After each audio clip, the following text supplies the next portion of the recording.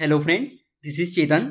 Recently America की जो एक कोर्ट है उसने डोनाल्ड ट्रंप की प्रेसिडेंशियल इम्यूनिटी रिजेक्ट कर दी और ये कहा कि ट्रंप पर 2020 में जो इलेक्शन हुए थे उसमें धांधली करने के लिए क्रिमिनल केस चलाया जाएगा।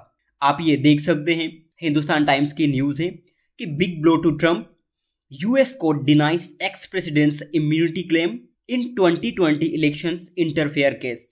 बहुत ही बड़ा झटका ये ट्रंप को लगा है क्योंकि इसकी उम्मीद उन्होंने नहीं की थी। ये ज़्यादातर मामले में इसलिए बच जाते थे कि ये कहते रहते थे कि मैं तो फॉर्मर प्रेसिडेंट हूँ और मुझे बहुत सारे प्रिविलेजेस मिले हुए हैं, लेकिन यूएस की कोर्ट ने ट्रंप के इस दावे को रिजेक्ट कर दिया। नाउ क्वेश्चन ये है कि क्या डोनाल्ड ट्रंप प्रेसिडेंशियल इलेक्शन अब लड़ पाएंगे? इससे बचने के लिए ट्रंप के पास क्या रास्ता है, इन सभी पर बात करेंगे। एक्चुअली हुआ ये कि 2020 में अमेरिका में प्रेसिडेंशियल इलेक्शन हुए। उस टाइम यूएस के प्रेसिडेंट डोनाल्ड ट्रंप थे और इस इलेक्शन में ट्रंप जो बाइडेन से हार गए, लेकिन ट्रंप ने अपनी इस हार को एक्सेप्ट नहीं की एंड ये झूठ फैला दिया कि वे इलेक्शन जीत गए।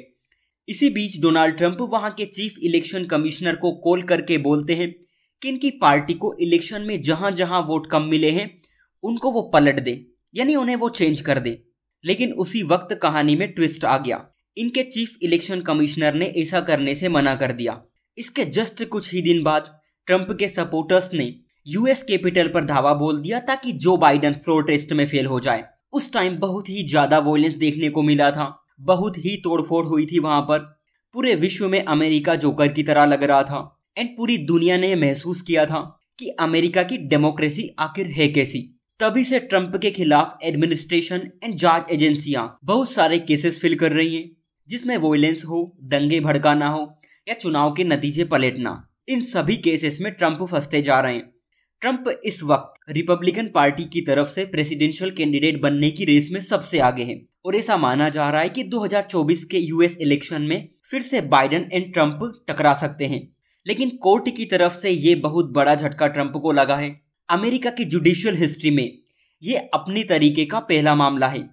अदालत के सामने सवाल था कि क्या किसी पूर्व राष्ट्रपति को सिर्फ इसलिए गुनाहगार नहीं ठहराया जा सकता क्योंकि उस घटना के वक्त वो देश का प्रेसिडेंट था, उसने पद पर रहते हुए इस तरह का अपराध किया है। लेकिन अपील कोर्ट ने 57 पेज का फैसला सुनाया और कहा कि ये सही है कि प्रेसिडेंट रहने की वजह से प्रेसिडेंट को काफी पावर्स होती हैं, लेकिन कानून सबके लिए एक ही है। हमारे लिए इस वक्त पूर्व राष्ट्रपति भी बाकी अमेरिकी नागरिकों की तरह ही है। नाउ क्वेश्चन ये है कि ट्रंप के पास आगे क्या रास्ता है। देखिए, ट्रंप को अब बचने के लिए ना सुप्रीम कोर्ट जाना पड़ेगा, जहां पर ट्रंप की पार्टी की विचारधारा वाले कंजर्वेटिव का बहुमत है। यानी आप कह सकते हैं कि वहां की जो सुप्रीम कोर्ट है उसमें ट्रंप की पार्टी का दबदबा है। फिर भी देखना दिलचस्प होगा कि वहां की सुप्रीम कोर्ट इस केस को किस तरह से देखती है।